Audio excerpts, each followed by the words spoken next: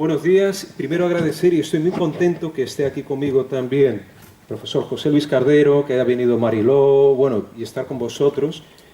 Cardero le tengo un grandísimo respeto porque es un hombre que sabe mucho y conoce una historia que muy pocas personas conocen. Ahora, gracias a Internet, en los últimos años se ha divulgado un poquito más, que es la historia de la crónica de Acacor. De Acacor, sí. ¿Cómo te enteraste de esta historia, José Luis, de Acacor? ¿A través de cómo te llegó esto? Porque tengo esa curiosidad.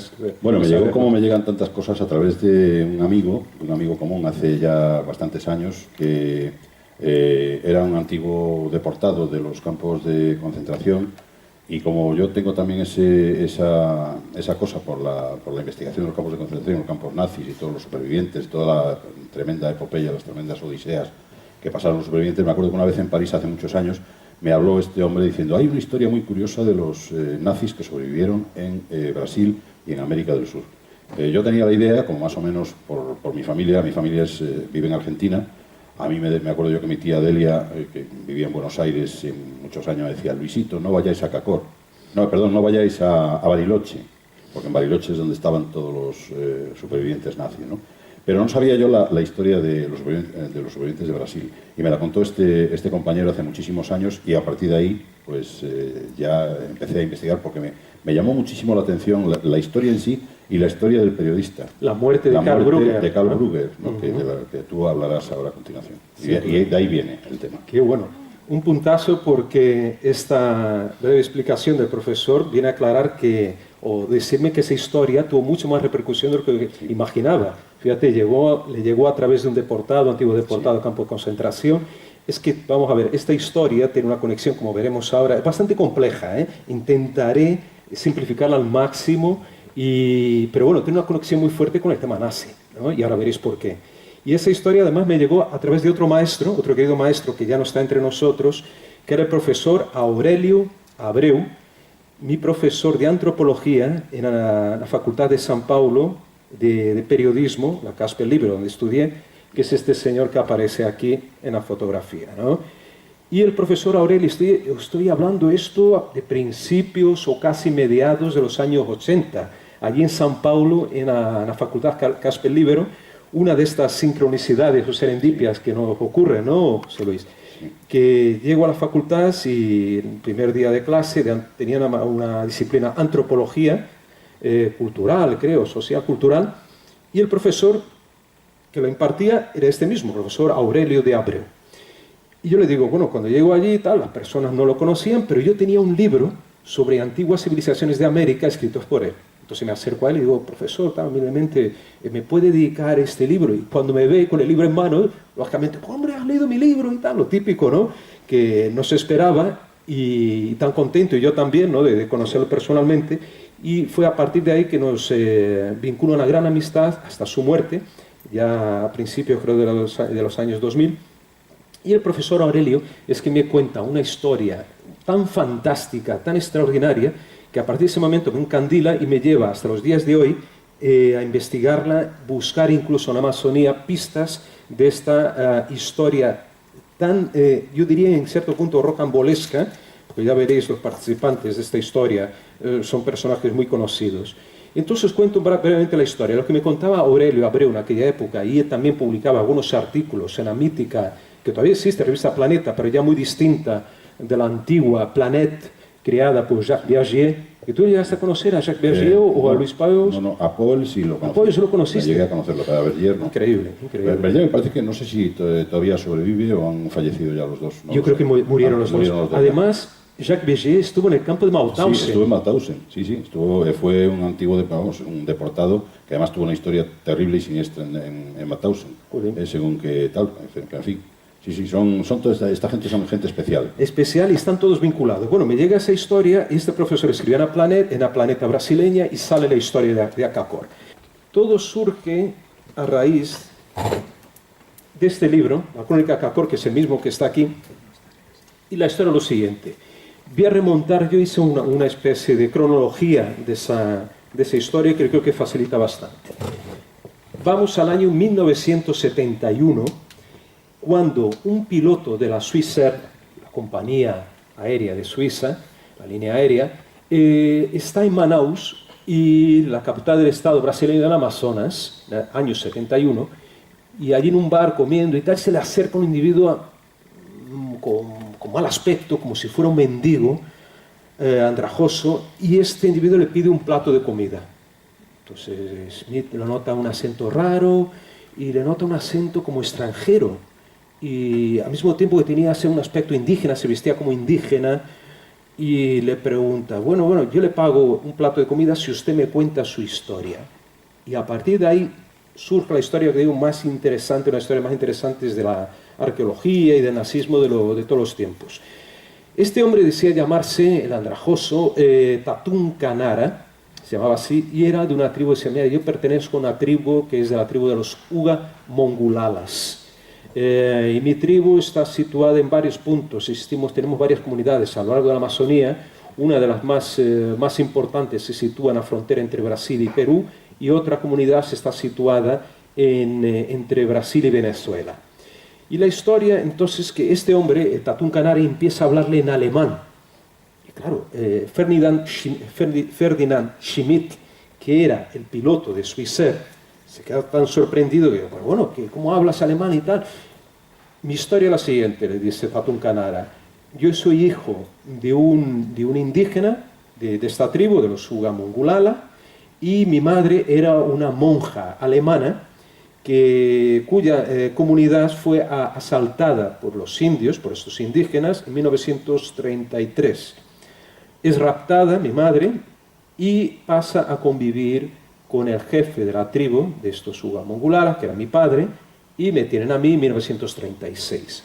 A partir de yo por eso hablo alemán, hablo idiomas indígenas, pero lo que tú no sabes, Ferdinand, le dice Tatunka, es que la historia de mi pueblo es muy, muy interesante y fue uno de los pueblos más importantes de todo el planeta.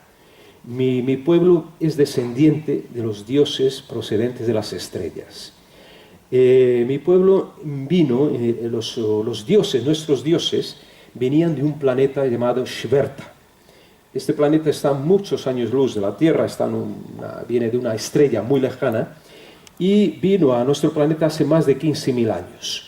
Aquí ellos se establecen en la Amazonía y crean un poderoso imperio cuyos habitantes ellos reúnen alrededor de sí y son este pueblo, mi tribu actual, que son digamos, los últimos descendientes de aquellos pueblos tan poderosos, ahora quedamos unos muy pocos, que son los Uga Mongulala.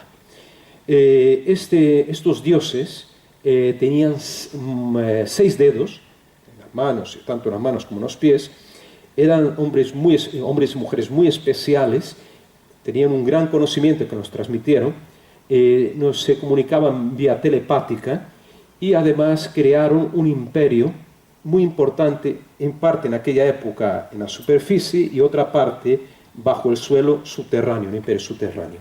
Nuestro imperio estaba comunicado por grandes túneles que todavía hoy existen, algunos tramos ya están interrumpidos, pero otros están perfectamente transitables, y que comunicaban nuestras ciudades. Esos túneles están extendidos por toda Sudamérica, Centroamérica y Norteamérica. Todo eso lo contaba Tatún Canara. Vamos a ver aquí una foto de Tatunka, más o menos por aquellas fechas. A ver si lo vemos aquí. Vamos a ver, aquí está el amigo Tatunka en aquellos años 70, contando esa historia tan alucinante de imperios subterráneos. Bueno, estamos hablando de años 71. Entonces, además de esto, él cuenta que existen todavía 3 grandes ciudades que siguen habitadas por estos descendientes de esta tribu, ¿no? De aquellos habitantes que vinieron de las estrellas. Una de ellas se llamaba Akakor, otra Akahin y otra Akahanis. La más importante, o las 2 más importantes, serán Akakor y Akahin. Akakor está situada entre la frontera de Brasil y Perú, y Akahin está situada entre Brasil y Venezuela. Y por último, Akanis, menos conocida y posiblemente ya no habitada, por lo menos según Tatunka, estaba situada en algún lugar de México. Eso es lo que explicaba él. Y estas 3 grandes ciudades son las que van a centrar nuestra atención, porque, claro, esta historia, en 1972, Ferdinand Schmidt se va a Suiza y entra en contacto con un paisano de él, que era Erich von Däniken, que a lo mejor vosotros lo conocéis porque este hombre, claro, nuevas generaciones, he preguntado a la gente hoy en día, no lo conocen, pero gente de nuestra generación sí que ha leído libros de él, a partir ya de los finales de los 60. Erik von Däniken escribió varios libros, entre ellos Recuerdos del Futuro, ¿no? Que eso sí, lo conoce perfectamente, ¿no? Porque él hablaba de la posibilidad de que en el pasado hubiéramos sido visitados por seres de otros mundos, ¿no? De otros planetas, y que dejaron huella. Dejaron huella también nuestra generación, creo, a través de otros autores, ¿no? Y de como por el propio Zecharías Sitchin, por ejemplo, que también va un poco en la línea. Esa línea, hasta mismo Jacques Piaget y Louis Pauwels, a pesar que ellos anteceden a Däniken, pero estamos en esa línea, efectivamente. Y de esta forma, o sea que Däniken en aquella época estaba buscando mucho el tema de los mundos subterráneos, ya había investigado el tema de la cueva de los Tallos, que está situada en Ecuador, que se habla de la posibilidad de que allí existiera un tesoro, también procedente de seres de otros mundos, de otras estrellas, de otros planetas, y que lo hubieran dejado en ese lugar situado en la cordillera andina, en la selva amazónica, en Ecuador. Pues bueno, todo esto, como Däniken estaba muy metido en esta historia, a partir de entonces, cuando escucha la historia de Schmidt, que le cuenta, mira, conocí a una persona, este indígena o este mestizo en Brasil, Däniken dice, hombre, tenemos que descubrir o hacer alguna expedición para visitar a Cacor o a Cajín. Muchas gracias. Y Däniken entonces financia una expedición. Däniken no va inicialmente, pero le paga a Schmidt una expedición junto con este Tatún Canara para lograr alcanzar la ciudad perdida que estaba realmente metida en la selva, ¿no? Schmidt organiza esa expedición ya en ese mismo año 72 y es cuando van a una región cercana a, como digo, se llama Serra de Curupira o Gurupira. Eso está realmente, yo estoy muy cerca de ahí, sobrevuelo la zona, tú puedes llegar a partir de Barcelos. Vamos a ver si hay un mapa aquí para situarnos, donde está el mapa de la zona. Eso está, como digo, es que la Amazonía es gigantesca, sí puedo decir que es, aquí hay un mapa, vamos a ver si este mapa nos sirve. Aquí. Exacto. Bien, aquí está situado, si veis, ¿no? A ver si ve Acajín, ¿no? Acacor, después situamos, yo ahora os diré por qué Ofir y Tiwanaku, Machu Picchu y tal, para que os ubiquéis un poco. Entonces, Schmidt va con este mestizo, pero ahí tiene una serie de problemas en el viaje, el lugar es muy difícil, van por una canoa, después con un barco o una especie de llaman allí boadera, una lancha con motor fuera borda, y en ese lugar, bueno, tienen un montón de problemas, pierden parte del equipo, pierden las cámaras fotográficas, pierden mantenimientos, y le dice entonces a Tatún Canara, a Schmidt, mira, yo tengo un compromiso con mi pueblo, vas a tener que regresar, yo creo que va a ser muy difícil que lleguemos, pero vendrán a buscarme a mí y tal, y tú no podrás ir porque a lo mejor ellos no te aceptan. Y ya se quedó un poco desconfiado, ¿no? Ferdinand, y dijo, bueno, yo regreso, pero una pena, porque estamos muy cerca de ella, ¿no? Y les quedaba muy poco para llegar hasta Cajín. Y tiene que regresar, le comunica a Erik von Däniken que no fue posible, que tuvieron que abandonar la expedición.